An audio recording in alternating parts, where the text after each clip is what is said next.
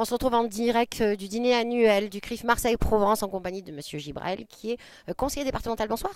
Bonsoir. Bienvenue en tout cas au dîner du CRIF. Écoutez, c'est pas la première fois que vous assistez au dîner du CRIF. Vous êtes un visage, on va dire, ami, un visage connu de ce dîner. Qu'est-ce qu'on ressent après tant d'années? Assister toujours à ce dîner, ça en devient un rendez-vous incontournable?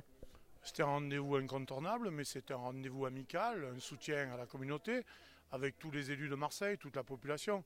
Je ne dirais pas que c'est un rituel, mais c'est un plaisir de venir à cette soirée-là. Voilà, parce qu'on y retrouve les amis de la communauté et tous ceux qui sont là aujourd'hui, les républicains, les démocrates, tous ceux qui sont en soutien à la communauté. Alors justement, lors de ces dîners, il y a toujours des déclarations qui sont faites, mais je serais tentée de vous dire malheureusement que d'année en année, de dîner en dîner, eh bien, la lutte contre l'antisémitisme ne cesse d'être là, elle ne s'arrête pas, et que les actes ne cessent de monter.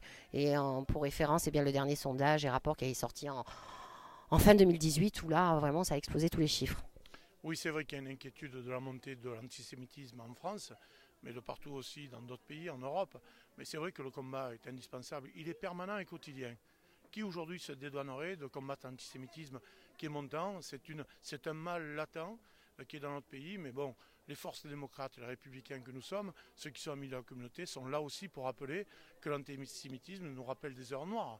Et nos amis juifs de France sont des Français avant tout et il faut les défendre.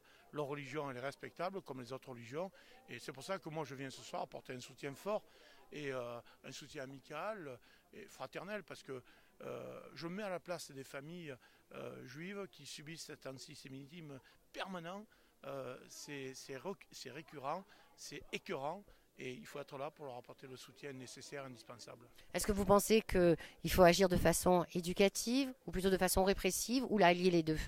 Non, je pense que là, oui, il faut être éducatif, avant tout préventif, éducatif, et bien entendu, ne pas laisser passer les actes d'antisémitisme. Quand ils sont pris, il faut être répressif, bien entendu. Il ne faut pas transiger là-dessus. Mais essayer d'être préventif, c'est bien aussi. Et quand on est dans l'acte répréhensif, eh ben, il faut faire de la répression. Il n'y a pas de débat là-dessus. Moi, pour ma part, je ne transigerai pas. Merci infiniment et bon dîner. Au revoir.